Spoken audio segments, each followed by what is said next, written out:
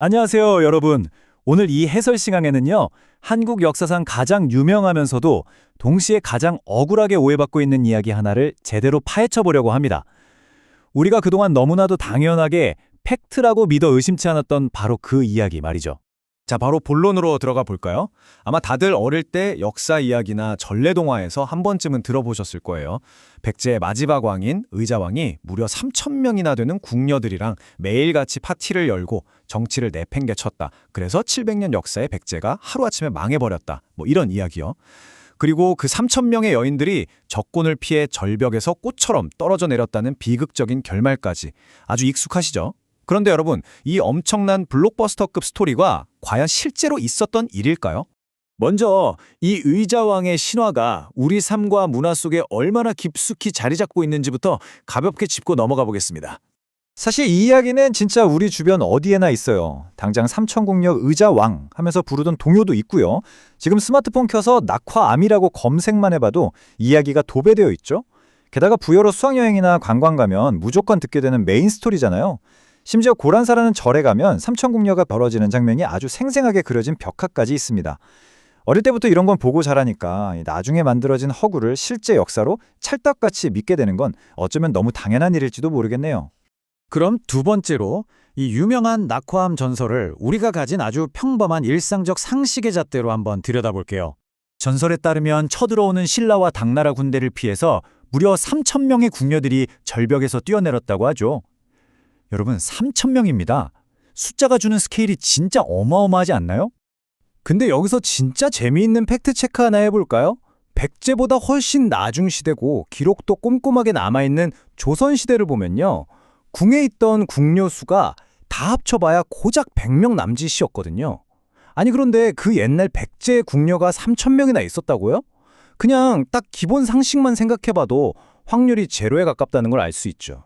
이거 좀 더 확 와닿게 사람 꽉 찬 휴일의 놀이공원이라고 한번 상상해보세요. 낙화암 가보신 분들은 아실 텐데 거기 절벽 끝이 진짜 좁거든요. 근데 거기서 3,000명이 뛰어내린다? 아마 뒤에 줄 서 있는 궁녀들은 하루 종일 기다려도 자기 차례가 안 왔을 거예요. 심지어 뒤에서 적군이 칼 들고 쫓아오는 그 아비규환의 상황에서 말이죠. 무슨 훈련받은 특수부대도 아니고 망설이거나 우는 사람 하나 없이 완벽한 질서 속에서 한 명씩 다 뛰어내렸다? 앞뒤 상황을 조금만 따져봐도 이건 그야말로 상식 밖의 황당한 시나리오가 되는 겁니다. 아까 말씀드린 그 절에 있는 벽화도 결국 기껏해야 수십 년 전의 화가가 상상력으로 그린 창작물일 뿐인 거죠. 자, 그럼 세 번째. 상식적으로 말이 안 된다면 당대에 쓰인 진짜 고대 역사 기록은 뭐라고 말하고 있을까요? 우리가 확인할 수 있는 가장 믿을 만한 기록인 삼국사기를 한번 보겠습니다. 네, 맞아요. 왕이 궁녀들이랑 술 마시고 놀았다는 기록 분명히 있습니다. 근데 여러분, 솔직히 궁궐에 궁녀가 있고 왕이 연애 즐기는 건 그 당시 어느 나라, 어느 왕한테나 있던 엄청 평범한 일상이거든요. 겨우 이 문장 하나 가지고 의자왕이 나라를 말아먹을 정도로 방탕했다고 단정 짓는 건 솔직히 좀 무리가 있죠. 그리고 진짜 결정적인 게 이겁니다. 이 전설이 얼마나 허구인지 제대로 보여주는 대목인데요.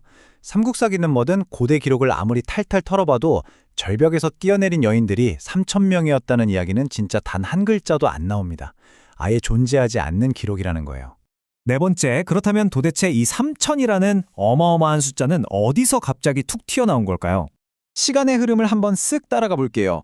고려시대까지만 해도 이 절벽은 그냥 꽃이 떨어졌다는 뜻으로 아주 운치 있게 낙화암이라고만 불렸어요. 몇 명이 죽었는지 숫자는 없었죠.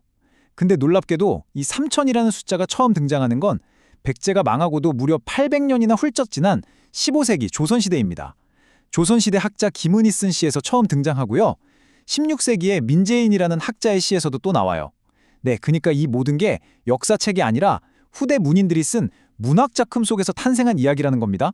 아니, 그럼 조선 선비들은 왜 하필 수많은 숫자 중에 3,000을 썼을까요? 당시 선비들은 망해버린 백제의 슬픔을 실어 쓰면서 좀 더 드라마틱하게 표현하고 싶었던 거예요. 그래서 이태백 같은 유명한 중국 시인들이 진짜 엄청나게 많다는 걸 강조할 때 습관처럼 쓰던 3,000이라는 과장된 표현을 그대로 쏙 빌려온 거죠. 자, 이제 모든 미스터리가 풀렸습니다. 조선의 시인들이 백마강을 보며 읊었던 그 아름답고도 슬픈 시적 은유를 세월이 한참 흐른 뒤에 사람들이 아주 차갑고 딱딱한 역사적 통계 수치로 완전히 오해해버린 겁니다. 진짜 사람 3,000명으로 착각한 거죠.